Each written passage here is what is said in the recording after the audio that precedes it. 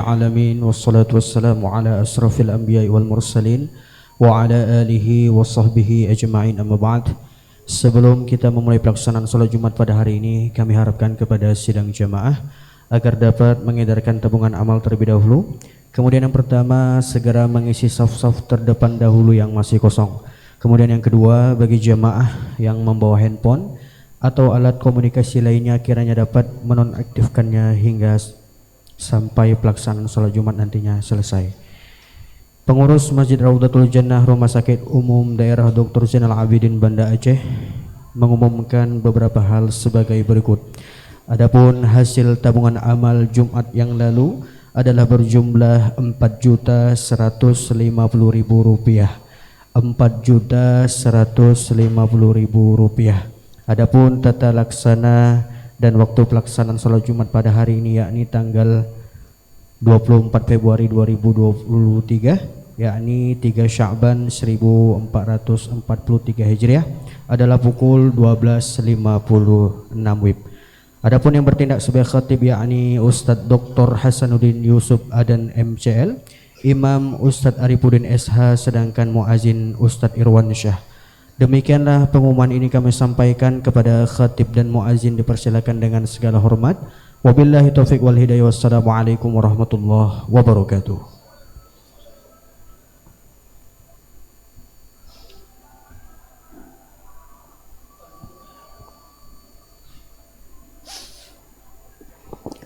Assalamualaikum warahmatullahi wabarakatuh.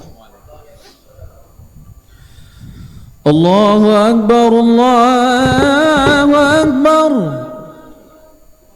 Allahu Akbar, Allahu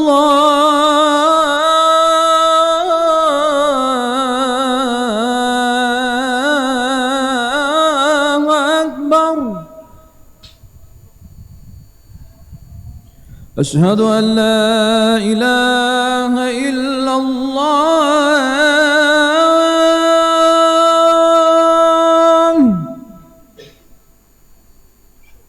أشهد أن لا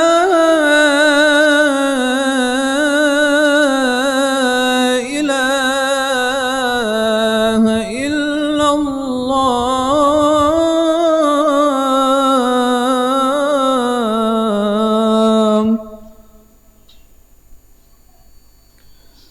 أشهد أن محمدًا رسول الله.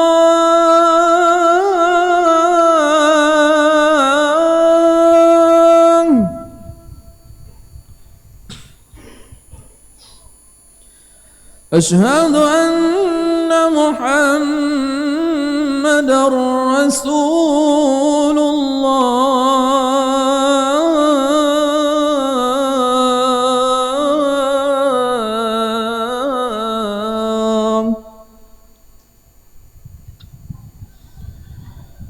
حي على الصلاة.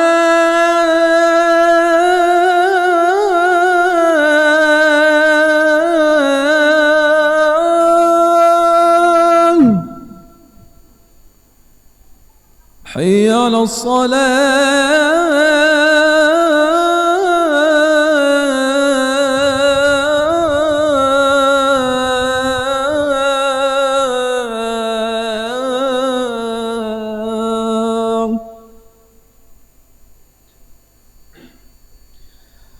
حي على الفلاح.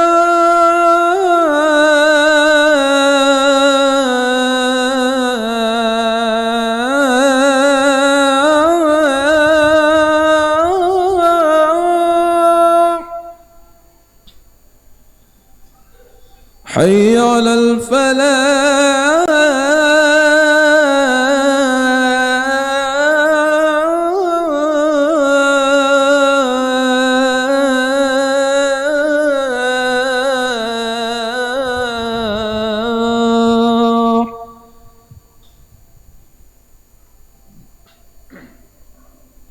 الله أكبر، الله أكبر. لا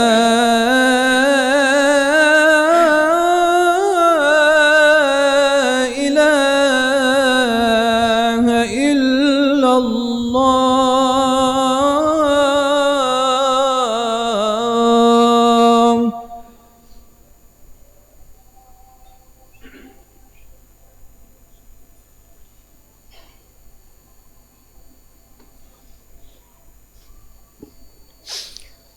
Alhamdulillah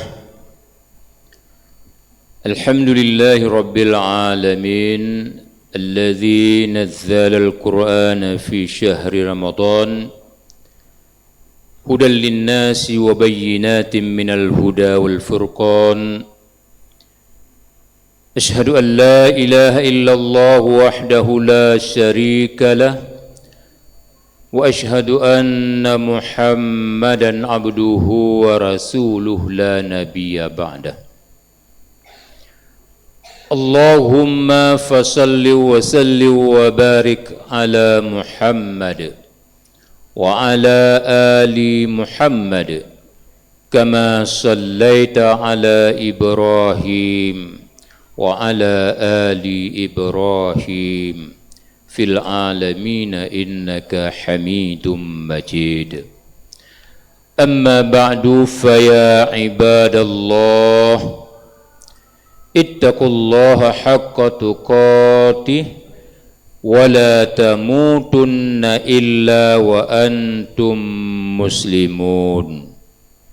Wa qala Allah ta'ala fil Qur'anil azim wa huwa asdaqul qailin fadhkuruni adhkurkum washkuruli wa la takfurun. Sadaqallahul azim. Hadirin jamaah salat Jumat yang dimuliakan Allah, satu perkara penting yang mesti kita miliki dalam hidup ini agar kehidupan ini bisa selamat baik di dunia maupun di akhirat di bawah limpahan rahmat, nikmat dan naungan Allah Subhanahu wa taala, yaitu mensyukuri nikmatnya. Sering kita lupa karena kita tidak teringat ketika nikmat itu datang berlimpah ruah kepada kita. Tapi sebaliknya, manakala sedikit saja musibah yang menimpa kita, yang sedikit musibah inilah yang teringat berbulan-bulan, bertahun-tahun lamanya.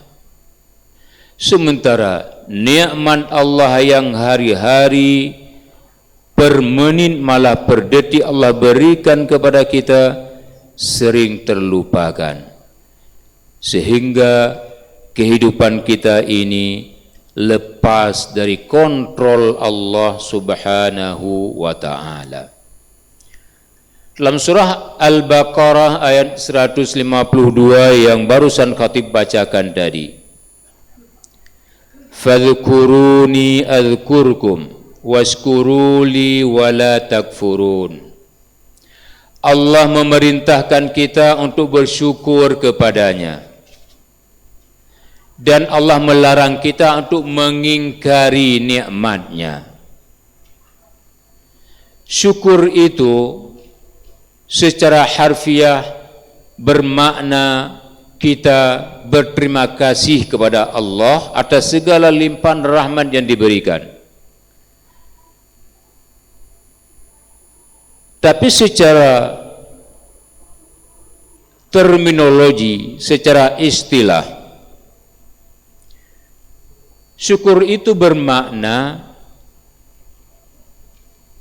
memberikan penghargaan kepada Allah atas segala sesuatu yang Allah telah berikan kepada kita, baik dengan lisan, dengan hati, maupun dengan amalan. Maka syukur itu tidak lepas daripada nikmat Allah yang telah kita terima, baik langsung atau tidak langsung, baik kita sadari atau tidak kita sadari. Manakala kita pahami bahwa syukur itu merupakan sebuah perintah Allah, maka ada satu kewajiban bagi kita hamba Allah untuk senantiasa hari-hari kita mengingat apa saja yang Allah sudah berikan kepada kita. Dan sebaliknya kita menghindari untuk tidak mengingkari, kufur terhadap nikmat yang diberikan. Karena Allah memerintahkan kita untuk mensyukuri dan melarang kita untuk mengingkari nikmatnya. Untuk lebih memudahkan kita mengenang segala nikmat dari Allah Subhanahu wa taala, maka kita perlu memahami dan mengenal diri, siapa sebetulnya kita. Kalau kita berpacu kepada Al-Quran dalam surah Al-Ghafir, Allah menegaskan, huwallazi khalaqakum min turabin thumma min nutfatin thumma min alaqatin thumma yukhrijukum tifla thumma litablugu ashuddakum thumma litakunu syuyuka. Allah lah yang menciptakan kamu dari tanah, yang dimulai dengan penciptaan Adam, kemudian dari mani, nutfah, kemudian dari segumpal darah, alaqah, thumma yukhrijukum tufla, lalu Allah keluarkan dirimu wahai hambaku semuanya dari rahim ibumu, dari perut ibumu menjadi bayi. Lalu Allah biarkan hidup menjadi dewasa. Thumma litablughu ashuddakum, Allah berikan kehidupan itu menjadi dewasa. Thumma litakunu syuyukha, lalu Allah memberikan peluang hidup kita menjadi tua. Allah tegaskan, ada di antara kita yang berakhir hayatnya di masa muda, ada yang berakhir hayatnya di masa tua. Ketika ayat ini kita pahami dalam sebuah kehidupan yang sangat membahana ini, bermakna kita tidak punya apa-apa dalam kehidupan ini. Semuanya berdasarkan ciptaan Allah Subhanahu wa taala. Semuanya berawal dari skenario Allah Subhanahu wa taala, dan itu sangat mudah dilakukan oleh Allah Subhanahu wa taala.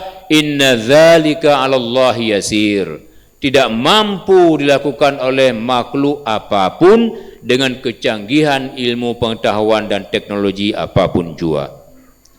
Ketika kita berada pada posisi ini, maka kita tidak akan pernah menganggap diri kita ini orang hebat.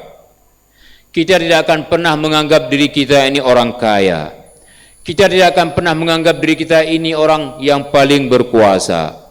Karena semua itu kalaupun sedang kita miliki, dia akan berlalu pada masanya. Apalagi kalau kita tidak pernah memilikinya sama sekali, atau kita sudah pernah memiliki, yang ketika kita memiliki semua itu, kehidupan kita merasa arogan, angkuh dan sombong. Maka ketika yang kita miliki itu berlalu, di mata Allah kita tidak berharga, di mata hamba Allah yang lain pun kita dipandang hina dina.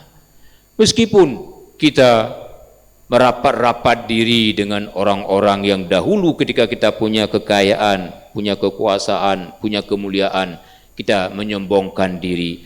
Mereka mungkin menerima kita, tapi hati mereka telah terlanjur mencatat bahwa kita termasuk orang yang tidak tahu bersyukur atas nikmat Allah Subhanahu wa taala.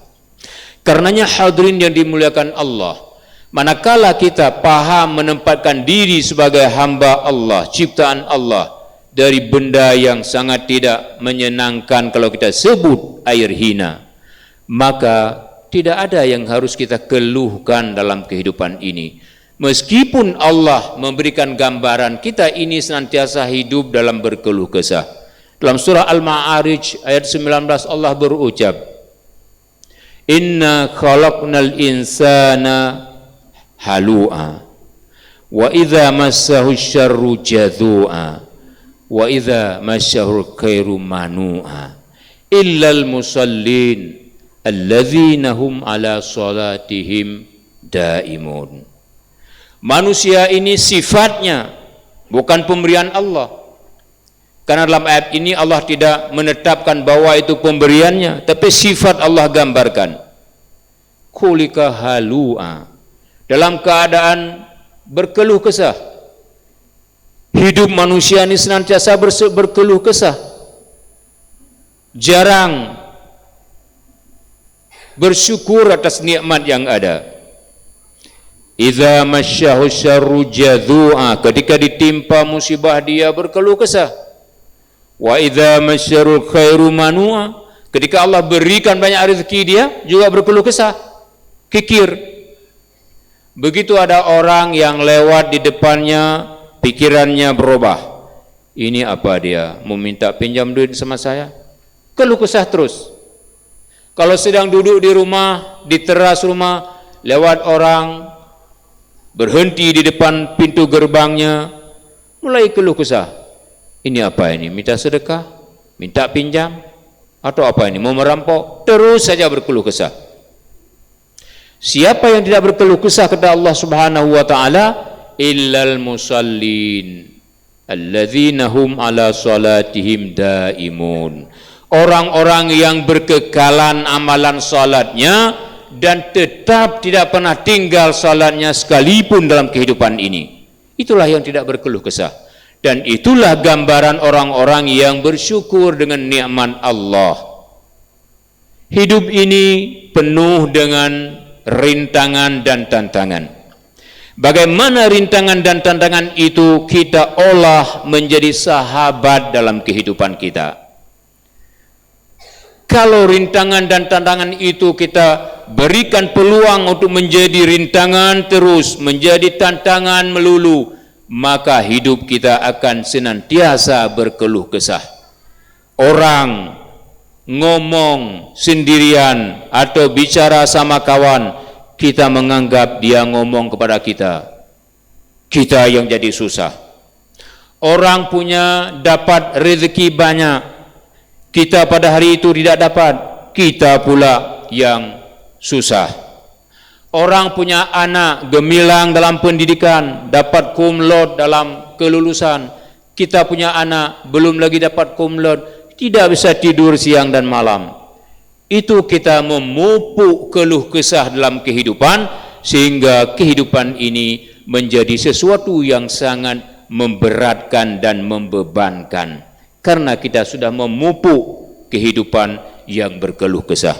Lalu bagaimana kita memupuk kehidupan yang penuh dan kesyukuran kepada Allah Subhanahu wa taala? La in syakartum la azidannakum wa la in kafartum inna azabi lasyadid, kata Allah dalam surah Ibrahim ayat ke-7. Manakala engkau hai hambaku bersyukur kepadaku, aku akan tambah nikmatku kepadamu. Wa in kafartum la azidannakum wa la in kafartum azabi lasyadid. Dan kalau engkau ingkar terhadap nikmatku, aku berikan azab yang pedih kepadamu. Di dunia kita sudah punya azab tadi, tidak bisa tenang hidup, keluh kesah terus. Orang senang kita keluh kesah, orang pandai kita berkeluh kesah, orang banyak kawan kita berkeluh kesah. Itu merupakan perangai orang yang digambarkan dalam Al-Quran kepada kaum Bani Israel atau bangsa Yahudi. Islam dan umat Islam tidak boleh mengikuti perangai Bani Israel yang cukup jahat. Karenanya hadirin yang dimuliakan Allah, manakala kita penuh bersyukur terhadap berbagai nikmat Allah, kita paham hidup ini sebuah nikmat. Ketika kita sudah hidup, bisa melanjutkan kehidupan adalah nikmat Allah. ketika bisa menghidupkan diri sendiri jauh dari berbagai gangguan, sebuah nikmat Allah. Jauh dari kepapaan, nikmat Allah. Kita sudah berumur remaja, kita sudah berumur tua, kita belum mati lagi, semuanya nikmat Allah. Maka bersyukur dengan meningkatkan salat yang berkekalan tadi, tidak pernah tinggal sekalipun berjamaah lagi. Kalau kita ditimpa musibah, jadikanlah musibah itu sebagai sahabat bagi kita, bukan musuh bagi kita. Terkadang tiba-tiba sedang kita punya usaha yang sedang naik daun, bapak kita sakit stroke di kampung. Lalu kalau kita tinggalkan usaha itu, bisa ditipu orang, bisa bangkrut, bisa tidak berjaya lagi. Serahkan semua itu kepada Allah. Bertawakal kepada Allah, pulang untuk menjenguk dan memapah orang tua. Di balik itu akan hadir sejumlah hikmah dari Allah Subhanahu wa ta'ala.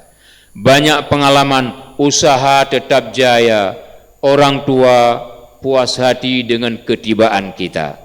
Nanti anak-anak orang tua juga kumpul semuanya dari berbagai penjuru wilayah. Ketika anak ada 5 orang, seorang di Banda Aceh, seorang di Sumatera Utara, seorang di Jakarta, seorang di Bandung, seorang di Papua, karena ayahnya sakit, pulang semuanya. Sudah 15 tahun tidak pernah kumpul, saudara marah. Lalu gara-gara ayah sakit kumpul semuanya di RSU ZA. Besar sekali rahman Allah bisa berkumpul dengan saudara kandung. Sudah 15 tahun tidak sempat ngumpul. Kalau hari raya setahun 2 kali, ada anak ayah yang pulang ke rumah orang tua istri, ada anak ayah yang terkait jabatan harus menghadap menteri di hari pertama hari raya, ada anak ayah yang terkait dengan berbagai masalah di rantau orang, susah berkumpul di hari raya semua keluarga. Tapi dengan sebuah musibah, ayah jatuh sakit, hikmah di belakang itu luar biasa besarnya, sehingga kita bisa bersilaturahmi, bisa menata keluarga, dan bisa bermusyawarah terhadap keberlangsungan keluarga yang mawaddah warahmah wal hikmah. Karenanya hadirin yang dimuliakan Allah, marilah kita memposisikan diri sebagai hamba yang penuh bersyukur kepada Allah dalam apapun hal yang kita terima daripadanya. Nikmatkah, musibahkah, laknatkah sekalian, kita harus jadikan semua itu sebagai bahagian daripada kehidupan yang tidak menjadi tantangan, apalagi menjadi musuh dalam sebuah kehidupan yang sangat singkat dan padat ini. Barakallahu li wa lakum fil Qur'anil azim wa nafa'ani wa iyyakum bihi minal ayati wa dzikril hakim wa taqabbala minni wa minkum tilawatahu innahu huwas samiul alim.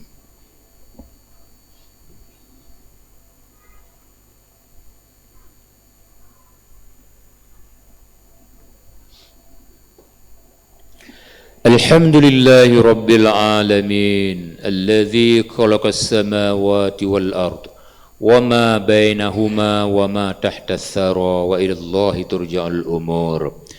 أشهد أن لا إله إلا الله وحده لا شريك له وأشهد أن محمدا عبده ورسوله لا نبي بعده.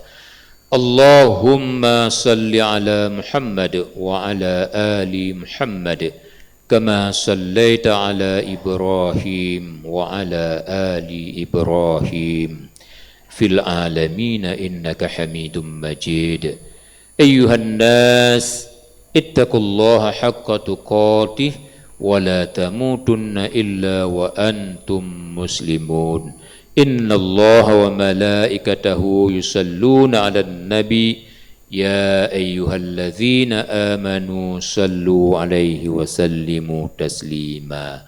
اللهم اغفر للمسلمين والمسلمات والمؤمنين والمؤمنات الأحياء منهم والأموات إنك على كل شيء قدير اللهم انصرنا فإنك خير الناصرين وافتح لنا فإنك خير الفاتحين وارحمنا فإنك خير الراحمين وارزقنا فإنك خير الرازقين واغفر لنا ولوالدينا فإنك خير الغافرين واهدنا ونجنا من القوم الظالمين واهدنا ونجنا من القوم الفاسقين واهدنا ونجنا من القوم المنافقين واهدنا ونجنا من القوم الكافرين برحمتك يا أرحم الراحمين.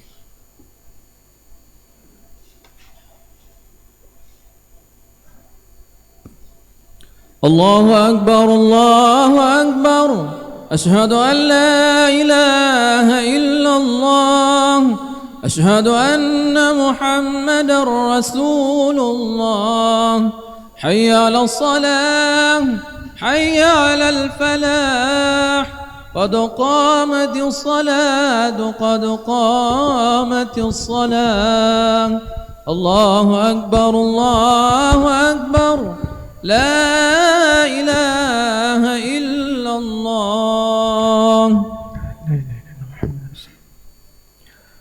Assalamualaikum warahmatullahi wabarakatuh.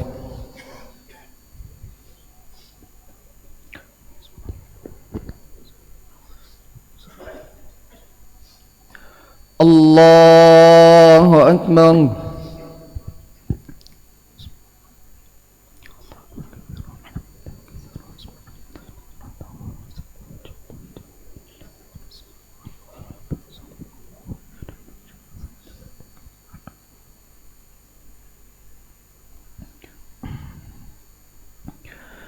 بسم الله الرحمن الرحيم الحمد لله رب العالمين الرحمن الرحيم مالك يوم الدين إياك نعبد وإياك نستعين اهدنا الصراط المستقيم صراط الذين أنعمت عليهم غير المغضوب عليهم ولا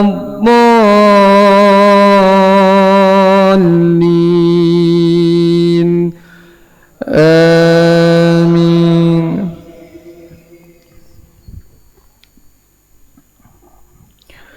بسم الله الرحمن الرحيم ألف لام را كتاب أنزلناه إليك لتخرج الناس من الظلمات إلى النور بإذن ربهم إلى صراط العزيز الحميد الله الذي له ما في السماوات وما في الأرض وويل للكافرين من عذاب شديد الذين يستحبون الحياة الدنيا على الآخرة ويصدون عن سبيل الله ويبغونها عوجا أولئك في ضلال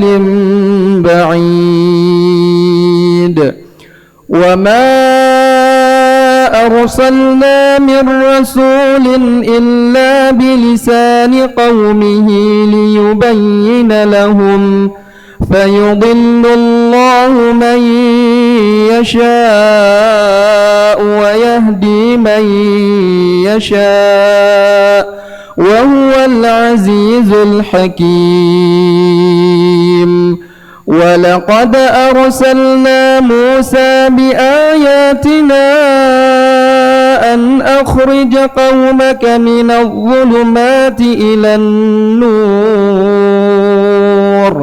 وذكرهم بأيام الله إن في ذلك لآيات لكل صبار شكور. وإذ قال موسى لقومه اذكروا نعمة الله عليكم إذ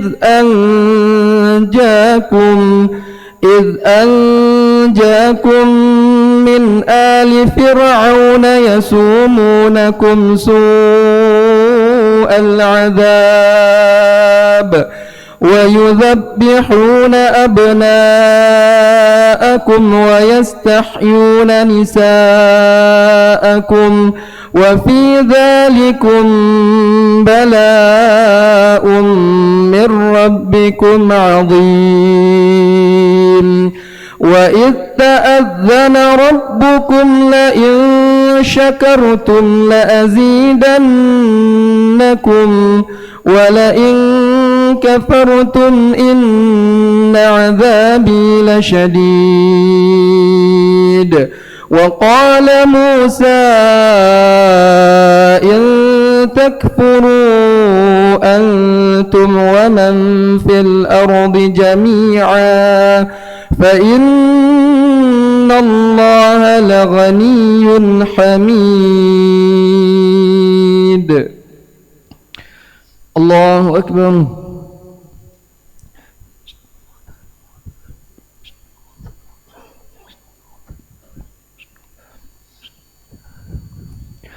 سمع الله لمن حمده.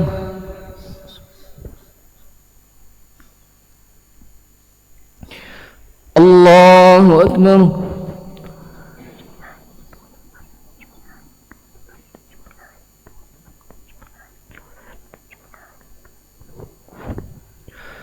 الله أكبر.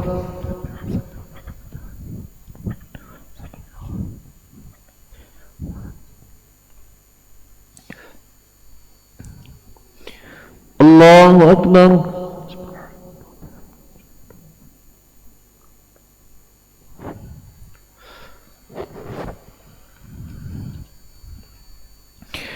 الله أكبر. بسم الله الرحمن الرحيم. الحمد لله رب العالمين الرحمن الرحيم مالك يوم الدين إياك نعبد وإياك نستعين اهدنا الصراط المستقيم صراط الذين أنعمت عليهم غير المغضوب عليهم ولا الضالين آمين. إن الذين آمنوا وعملوا الصالحات كانت لهم جنات الفردوس نزلا خالدين فيها لا يبغون عنها حولا. قل لو كان البحر مدادا لكلمات ربي لنفد البحر قبل أن تنفد كلمات ربي ولو جئنا بمثله مددا. قل إنما أنا بشر مثلكم يوحى إلي أنما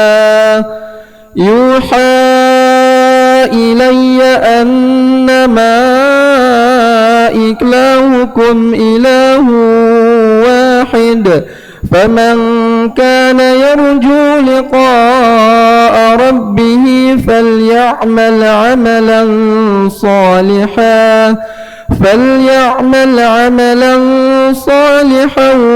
ولا يشرك بعبادة ربه أحدا.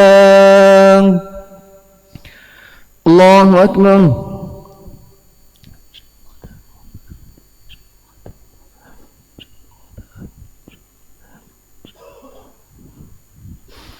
سمع الله لمن حمده.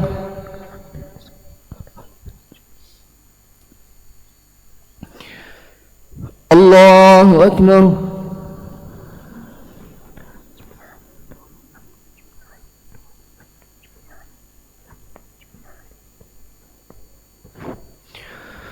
الله أكبر.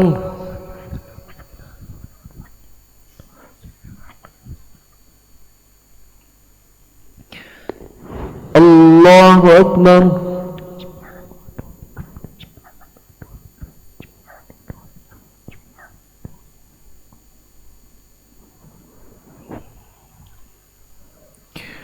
الله أكبر.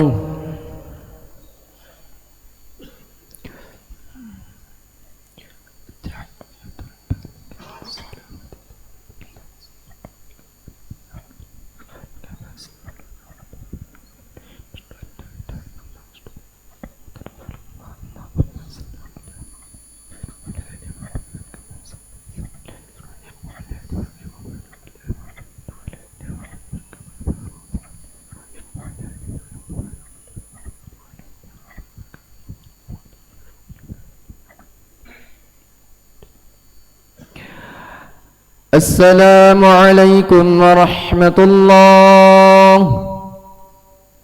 السلام عليكم ورحمة الله. استغفر الله.